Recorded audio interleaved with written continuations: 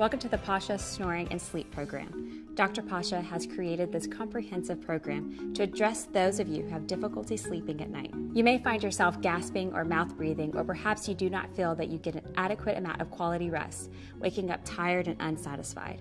Many people with sleep-related disorders are inefficient during the day, often falling asleep or constantly feeling tired. Many of our patients are depressed, moody, and have difficulty losing weight. For those of you with sleep partners, your snoring may have become a serious enough issue that your partner's sleep is disturbed or spends the night in another room. Sleep medicine has been given a lot of attention in the press. Dr. Pasha has taken a specific interest in sleep and snoring and has a unique distinction of being board certified both in ear, nose, and throat, head and neck surgery, as well as in sleep medicine. Dr. Pasha has developed his own program and combination of techniques to address snoring and other related disorders. In the greater Houston area, Dr. Pasha has become the leading provider of the most recent sleep apnea and snoring techniques, such as the pillar procedure, which is performed in the office and potentially reduces snoring on the spot. For those of you who have severe sleep apnea, Dr. Pasha also practices more advanced surgical techniques, such as using Da Vinci robot. Here at the center, you will be offered choices on how to treat your snoring or sleep apnea. Too often, Dr. Pasha sees patients who were only given a sleep test and then a breathing machine without an explanation of their sleep study, why they have sleep apnea, and other possible therapeutic options. You can expect a comprehensive evaluation of your sleep disorder. The first step is to review your history to determine if you may have a potential life-threatening disorder known as obstructive sleep apnea, or OSA. The term apnea is Greek for without breath. Sleep apnea is a disorder characterized by brief interruptions of your breathing at night. These pauses in your breathing reduce the amount of air and oxygen that reaches the lungs. Your brain eventually senses this decrease in blood oxygen, causing you to unknowingly gasp, interrupting your sleep without necessarily waking you up. As a result of these arousals during your sleep, you do not achieve deep delta or restorative sleep that is required for restfulness, and you wake up tired and unrefreshed. This tiredness causes you to be inefficient, like a cloud is over your head. This inefficiency leads to depression and weight gain. The weight gain only worsens the sleep apnea, resulting in a frustrating vicious cycle. More importantly, with the decrease in oxygen, your heart and lung have to work twice as hard in a bad way to keep your body oxygenated. This increase in work causes high blood pressure or hypertension and eventually results in heart and lung disease. You'll also have an increased risk of arrhythmias, stroke, diabetes, and sudden death in severe cases.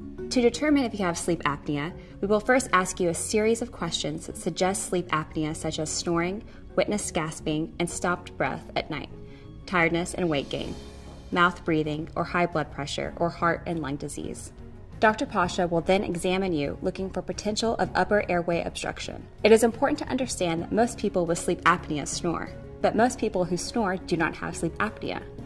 We will not assume you have sleep apnea based on the presence of snoring alone. A sleep test is performed at a sleep center, and you're asked to stay overnight while you're measured for apnea, decreased oxygen, snoring, as well as a number of other events. You may be asked to go for a second night's sleep study so that you may be given a breathing or CPAP machine to determine how much pressure is required to overcome your collapse.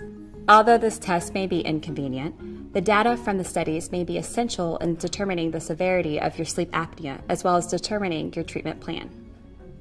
Insurance companies may also require sleep studies in order to be covered for your treatment. If you already received a sleep study, we will need to obtain your results so that we can review it in detail. On your return visit, Dr. Pasha will discuss the result with you and allow you to have a perspective on the severity of your sleep apnea. Dr. Pasha has found that many patients do not understand their sleep study and may have been told that they have a sleep apnea when in fact they may be better characterized as having an upper airway disorder or a primary snoring disorder.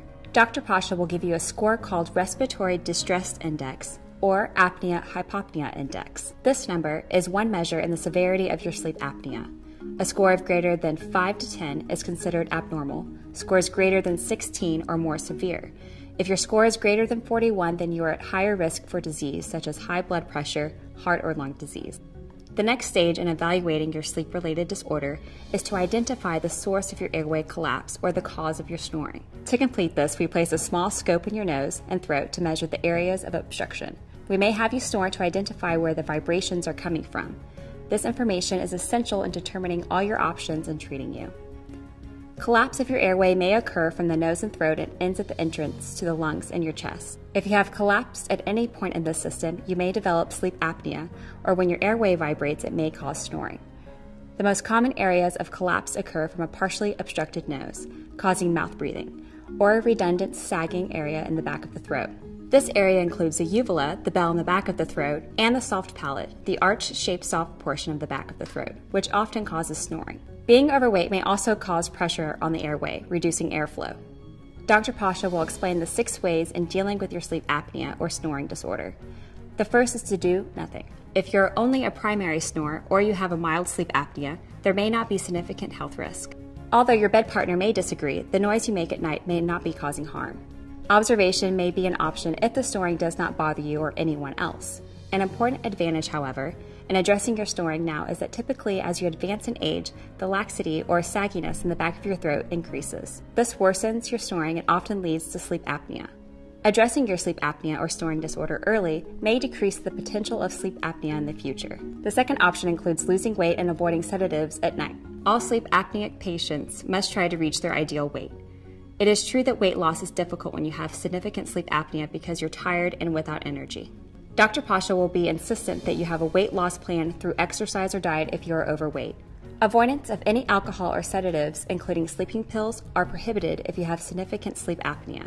As your airway collapses and oxygen in your blood lowers, it is the gasping that interrupts your sleep and forces your body to take a deep breath to bring your oxygen back to your normal levels. When you drink alcohol before you sleep or take sedatives, that reflex may become suppressed and you may not be getting that rescue gasp to catch your breath.